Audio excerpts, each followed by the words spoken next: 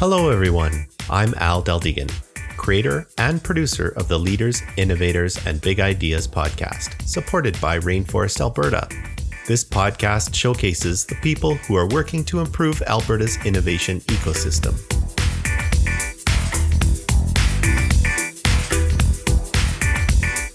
In this Where Are They Now episode, Nick Beique is back on the show, founder of Helcim, a great Calgary success story. Here we go. Hey everybody, welcome to the LIBI podcast. Today I'm excited because I get to talk to Nick Beique from Helcim.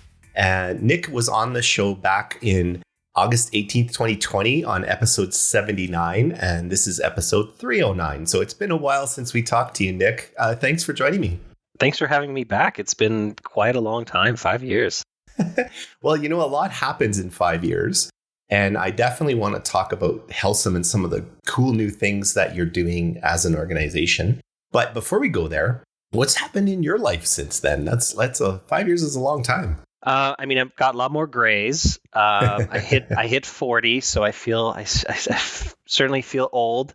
And I had a kiddo just less than a year ago, so he kind of coming up on 10 months. And thank you. It's definitely opened up. I think I was late to the party. Having a kid at 39, but it's been wonderful. Like, it's just this amazing experience that very similar to kind of building a startup, right? It's just like all consuming, all demanding, but full of joy and moments of cringiness continuously. Yeah, they're certainly they're challenging you. I think no matter how experienced of a parent you are, you still are challenged by kids and their individual personalities. Yeah, and sleepless nights. A lot of sleepless nights. Yeah, and sleepless nights. Well, congratulations on that. That's so fantastic, and I'm really happy for you. What's the little tyke's name? Xavier. Oh, cool name. Excellent. And it goes with so I grew up. Those I remember from last episode. I grew up in Montreal, and so over there it's Xavier. It's actually Xavier is less common in on the English side, but on the French side, Xavier is quite a common one. So very cool. Like it. So I guess the obvious topic is, where are they now?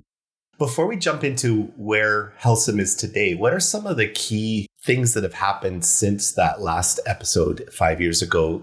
Because there's been a lot, but maybe you could kind of highlight some of the big things that have happened. Yeah, if you look back on 2020, it's the beginning of the pandemic. It always feels like there's like a pre-pandemic and post-pandemic world, right? So yes, the big thing with Helcim is that I had built this business bootstrapped for a decade, and it wasn't venture backed. It was really just kind of get 2 clients, get 4 clients, get 8 clients. And we had built it to, I'm thinking back on that podcast, we were probably about like 50 people. And we had just relaunched. So we'd done a major relaunch in 2020 where we became our own payments company. So we used to be a reseller and we became officially a processor ourselves. So that we were right in the middle. I think we had launched that in June. So if we did the podcast in August, we were really in the depths of the fires of the craziness of it all. Since then, I think that probably the obviously outside of all the growth, and I'm happy to talk about some of the milestones we hit, but overall, probably the biggest thing that's changed as a startup in terms of the way that we operate is that we raised venture capital. And we went from being a bootstrap company, which is very different, to, we raised our Series A in 2020, we raised our Series B in 2024. So we've raised almost $50 million in capital. And I think I would have had a ton of stories and a ton of advice for the old Nick, kind of pre-venture and then post-venture. And that's probably the biggest difference. That's really kind of in terms of the way that we operate our business every day. Oh, wow. Yeah, I definitely want to dig into that more. But I do want to talk a little bit about Helcim itself before we go there. As you made that progression from a reseller of payments to becoming a payments company, you've had a mantra of making it as inexpensive as possible and as functional as possible for people who are needing your services. But I know along the way, and forgive me because my memory is not that great, but along the way you had added on a new feature where people could use you similar to the way they did with, like, say, Stripe or Square or whatever, where they could actually do the simple payment stuff that doesn't involve the very corporate-y kind of payment stuff. And I'm probably making an idiot of myself trying to explain this, but you could take it from there, maybe, if you understand where I'm going. Yeah, I mean, at our core, we're a payments company. We allow businesses to accept payments. The way that we look at the world, I fell in love with small business early on. You know, I've been an entrepreneur all my life, and I remember when I was, 15, 16 years old, I was making websites, and I would walk into my barber shop or walk into my local computer store and say, "Hey, you have no website? I'd love to make you one." And they would say yes. You know, a lot of times they would say yes, and they'd write me a small check, and I'd just start coding away. And I fell in love with just small business and then the risk they take and the risk that they take on other small businesses. And I think that's where the love came from. So when we came into payments, we looked at the market and said, there's, you obviously have Stripe. People are familiar with it. They're really focused on kind of like startups, but they've really kind of gone more towards like Fortune 500 at this point. And we looked at, kind of the average Main Street business, whether it's like a dentist or a marketer or an accountant or a wholesaler or an automotive shop. Like there's all these Main Street businesses. And if you looked at them, they're still primarily using kind of old school kind of bank processors. And we thought we could do so much better for them, both in terms of like the customer service and the way we approach pricing transparency, because nobody loves their payments. Our motto is our mission is to be the world's most loved payments company, but that's an oxymoron.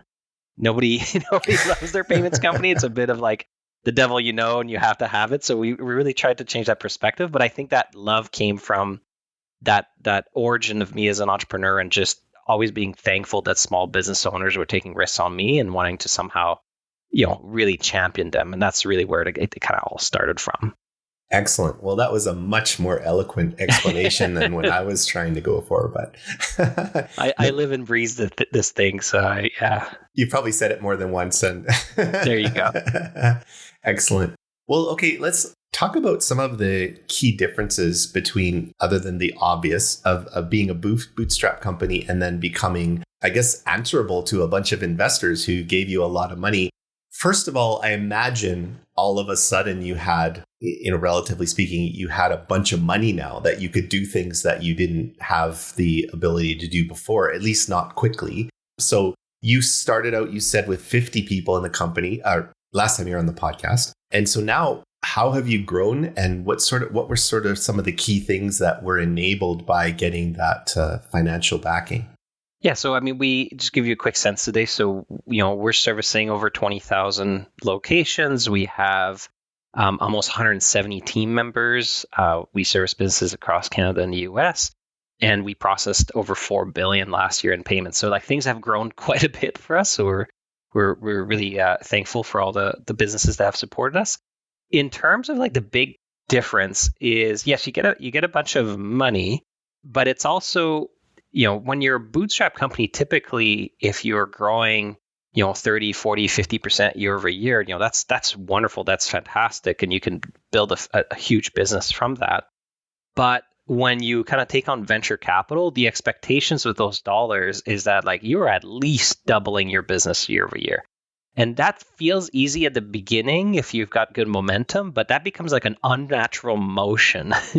And you really have to kind of, you've heard the term like pulling the future forward, where you have to make some bigger bets of going like, okay, well, if I hired 2 people on our sales team to do this, what would it look like if I hired 6 and also tried to do this type of channel and do this? And you have to start doing a bunch of stuff in parallel, because you're almost trying to create this like unnatural growth.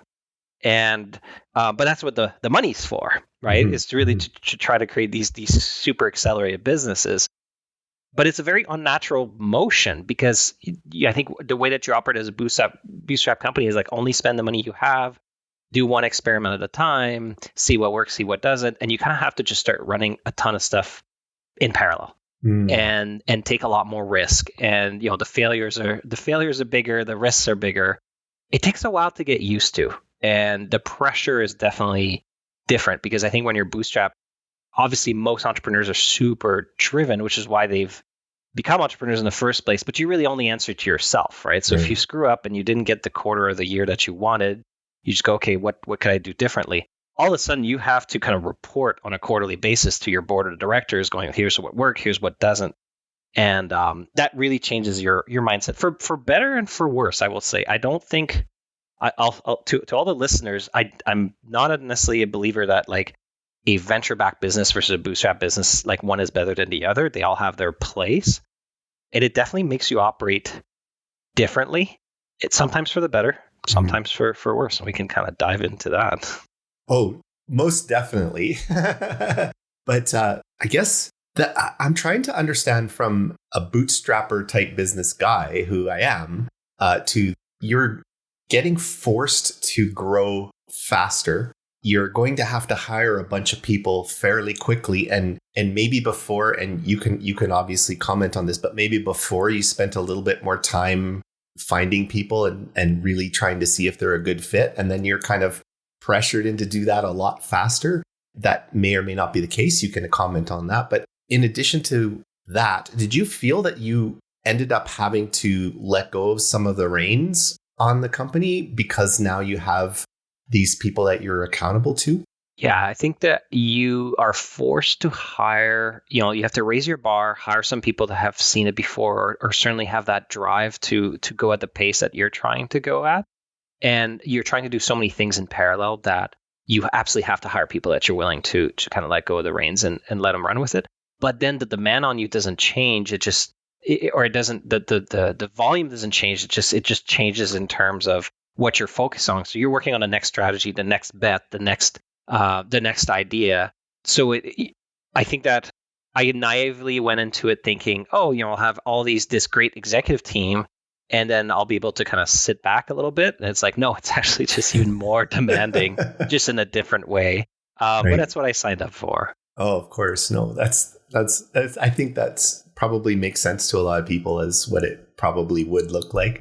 I'm curious with your sales and marketing process. Are you spending, or do you find you're spending a lot more time now trying to pull people away from the previous provider that they had to use you instead? Or are you still focusing on people who don't have a provider or are already unhappy with the provider that they have? Like, has that shifted at all? Because you said you have to force it to grow. Are you doing a little bit more of that, trying to get people to swing over to you rather than just growing almost organically? But do you get what I'm trying to say? Yeah, I think that there's there's the saying of build it and they will come. And I think you quickly realize at a certain scale that it's like build it and market it and sell it and they will come. So you have to kind of remember the middle. Our business, typically about 70% of our businesses are what we call switchers and 30% are what we call starters. So we're so glad that we're able to attract both startups and new businesses, first time ever accepting a payment or opening a location.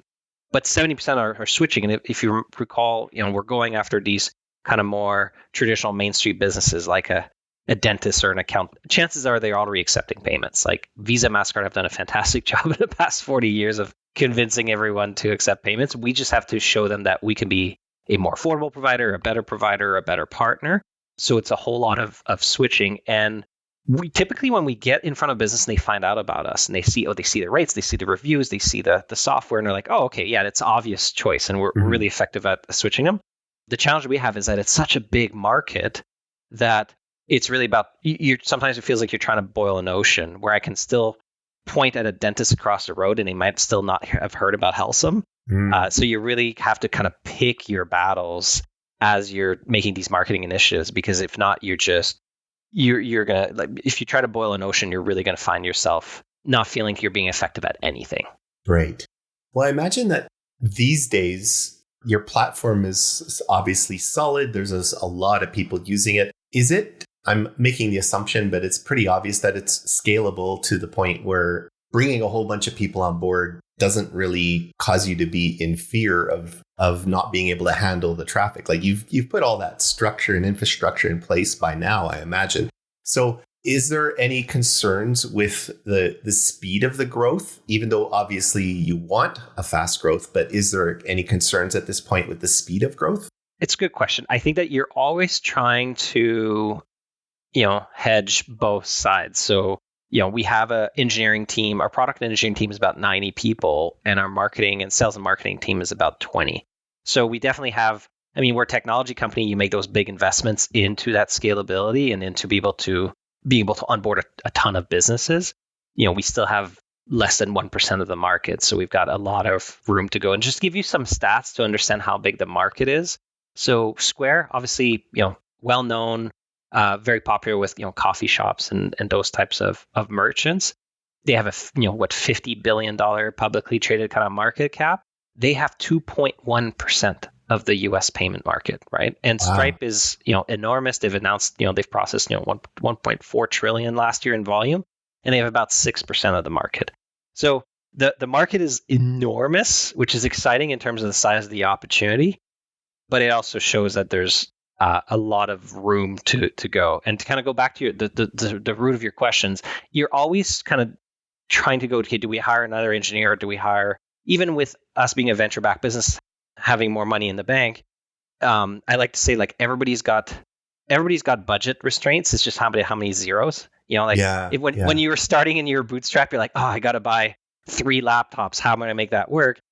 I guarantee you there's somebody at IBM going, crap, I have to buy 30,000 laptops. How am I going to make that work? It's just about the zeros. So, even as you grow, you're still constrained. Like, okay, this is how many people I can hire this year and try to hit my budget. And so it's always a debate. I can imagine. So the obvious question, I guess I have 2 obvious questions. I'll go into the second one last. Has AI affected your business in any way so far? It's a good question. So I think that when it comes to, as a payments company, as a fintech company, I think that there's a lot of, I think we're a little bit more shielded from some type of like immediate disruption to our business model. In the end, we don't see a straight line where somehow AI is going to kind of replace us. I think that the way we look at it more is, how can we leverage AI better to make our team more efficient? It's funny, when I think a lot of this stuff started coming out, 2-3 years ago, especially with, ChatGPT 3.5, I think there was some apprehension throughout the company. And I think through it with a lot of founders going like, is this actually going to make a difference? I think that our entire leadership team is now completely bought in, just because we use it every day, going like, wow, this is truly transformational. Whether it makes you, a 10x marketer or a 10x developer, like, it really has the power to do that. So what we're trying to do is get our entire team comfortable with really embracing it for themselves. And, I think people are always going to be thinking about, what does it mean for my job? And what we're trying to really educate and help our team with is, this is going to enable you to work much faster, much more efficiently. And therefore, we can do bigger things. It's not about reducing our workforce. We're very ambitious and we want to keep growing. It's more about, with 170 people, can we do the work of 300? And what does that mean in terms of our growth potential? But also reminding ourselves that there's absolutely another company out there that's thinking the exact same way, and they're going to be able to do the work at 300 with 170 people. So you really have to just, I'm a big believer, like, you have to absolutely embrace it, or you're going to be left behind. And more and more it's becoming obvious, because they're getting really good. Like, these large language models are just, more and more as I use it every day, it's just always impressed. Right. Well, that was an excellent answer, and it was kind of the one that I expected you to say. Here's you one didn't think I was going to say, like, AI is a big hype and it's all going away. No, I don't think I'd be a good technologist if I said that. Now, the tougher question, I guess, is blockchain and cryptocurrencies. Is Helcim paying attention to, looking at implementing, completely ignoring? Where are you on that front? It's funny, because I think that when Bitcoin had a big kind of surge in 2020 when we did the last podcast, but I think it's really proven over time that it's not a great mechanism for transactions, in terms of we ultimately want to listen to what our customers are saying. And we have no small business customers of the tens of thousands that we service that go, I wish I accepted Bitcoin. Like, it's just the volatility, the price of transaction, the speed. It's just not what they're ultimately looking for. I think that there's some interesting things happening with stable coins out there right now for, like, international remittances. I think it's starting to find a little bit more of a home for that. For us, we deal less with businesses that do a lot of international transactions. If you think again back to like a dentist or accountant or a wholesaler, like, there's a little bit less of that. So I think we're always keeping our eye on it, and we just see it as a transaction method. We accept our merchants that sign up with us by default. They're going to accept credit cards. They're going to accept debit cards. We offer ACH and EFTs. We're going to be adding Interact soon. So we're just always looking to add more payment methods, and that's just another one. But we go where the demand is, and the reality is that I think that crypto has found other usages, but when it comes to like accepting payments for your accounts receivable, it's still got some ways to go. Fair enough. So I guess if your clients actually do want to be able to accept cryptocurrency, they should probably reach out to you and let you know. Exactly. If they're just going to wait for it to happen, it's not going to happen. I think our merchants are pretty vocal about what they want. Good. So good. we hear the feedback pretty continuously about the features they're asking for. Awesome. So I guess a little bit tied into that as we get a little closer to wrapping up the show, but with regards to the future of Helcim, are you able to comment on any of your roadmap items? You did mention Interact, but are there anything still disruptive or major, or is it more little tweaks here and there and a new feature here and there? I mean, we've got the way that we look at our business is everybody needs to accept payments. So that's our wedge in. That's how we build trust with our customers. That's what we're known for. But if you start looking at some of the stuff that we're releasing, yes, we're always adding more payment functionality, and that's never going to end. We're starting to get more and more into software. So people come to us for the payments, but they stay for the tools that we're offering. So we have an invoicing suite. We have a point of sale suite. We recently released a recurring payment suite. So this is for like subscription management and a recurring billing. That's been growing really, really quickly. And we've got a ton of software offerings that we want to keep layering on. So I think that there's an interesting dynamic in the market. If you think about software and payments, there is a lot of vertical software providers out there. If you think about, for either the legal industry or home services or healthcare, there's all these vertical SaaS coming out, right? And then they're allowing business to operate more efficiently, and then they're tacking on payments usually through a third party kind of resell. And then you see payments companies, whether that's us or Square or Stripe or others coming in, and we're starting from a payments first approach, and then we're layering on more software. Mm-hmm. And if you ask the question, who's going to win or who's going to take the market, the answer is probably yes. Both I think approaches are going to ultimately be able to bring a lot of value to business owners. And I think it's the ones that are in the middle, the more kind of old school legacy processors that are just not great at, they're kind of losing their edge on payments, and they're not great at building software, that ultimately are going to be giving away market share to the more ambitious tech forward companies, whether they start from a software first or a payments first approach. Yeah, no, that's great. That's a great answer. So does this mean that at some point in time, small businesses will be able to replace, say, Xero or Wave Financial or whatever, those sorts of systems, and use the Helcim version? Is that where you're going? That's a good question. So I think that the way that we look at our business is there's kind of like the front of house and back of house, right? Okay. Whether that's you're an accounting business or a restaurant or whatever is the case, right? And we're really focused on like kind of front of house offerings, accounts receivable and all the different tools that we bring that. When it comes to the back of house, which is more that accounting piece, I don't think that that's something that we're immediately looking at. I think that's a whole other beast to tackle. Mm-hmm. And we feel really strongly about being a really great part of the kind of the front of the house. But over time, what makes sense for us to keep adding on the back is definitely on top of mind. Okay, cool. Yeah, because it sounds like a lot of, I know with our accounting system, we do all of our invoicing through it, and then people can click on a button on the invoice and pay for it. So it sounds like a lot of that would be very directly related to stuff you do.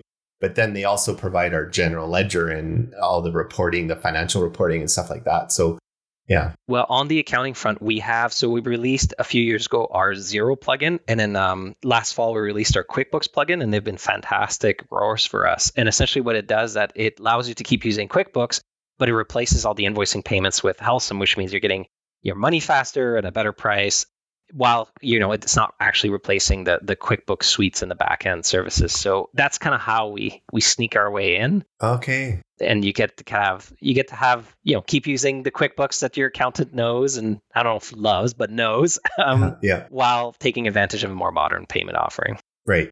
So I imagine the natural progression from there, and I'm not forecasting or anything, but the natural progression would be at some point Helcim buys Xero or Xero buys Helcim or something along those lines, and then they kind of make it one suite if that's what the market is looking for, I guess.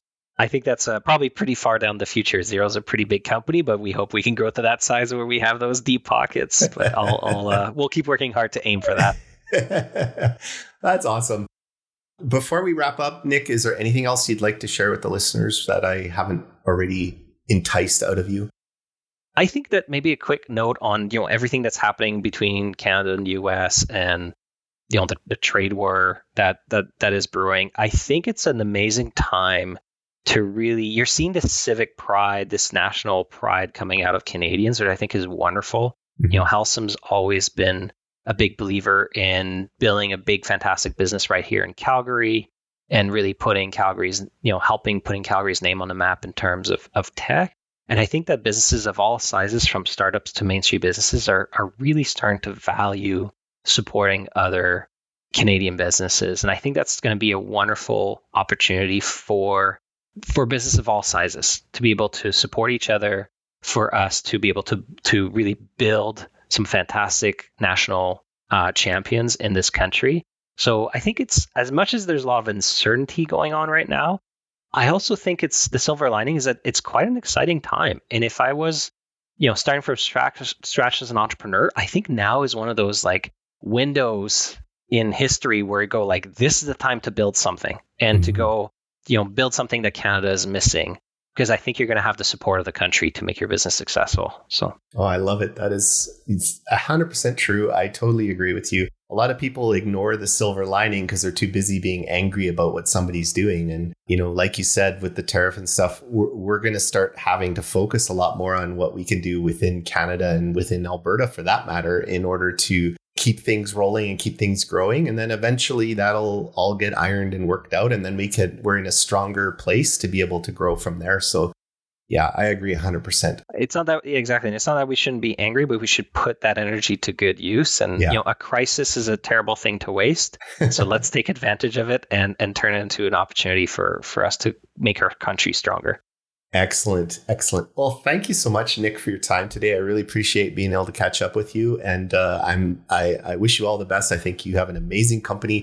Everybody I've heard from that uses Helcim is incredibly happy, to the point where they're evangelists for your company. And that doesn't always happen. So good on you guys for doing that. Well, thanks for saying that. That means a lot. Awesome. All right, everybody, join us next week for the next episode of the Leaders, Innovators, and Big Ideas podcast. Cheers. If you haven't already, visit rainforestab.ca and sign the Rainforest Social Contract.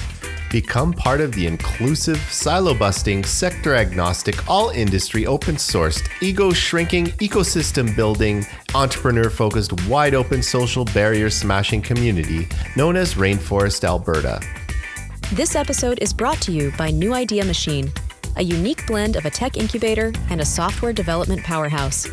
We're not just building software, we're crafting the next generation of homegrown tech wizards. Got a project in mind or looking to hire fresh talent? Reach out and let's make tech magic happen. Visit newideamachine.com for more info. Music for the show was created by Tony Deldegan. Please be sure to share this episode with everyone you know. Also, don't forget to come by and say hi at the next Rainforest event. Let us know what you think of this podcast. If you're interested in being either a host, sponsor, or a guest of the show, send me an email at rainforestpodcast@gmail.com. Thanks for listening.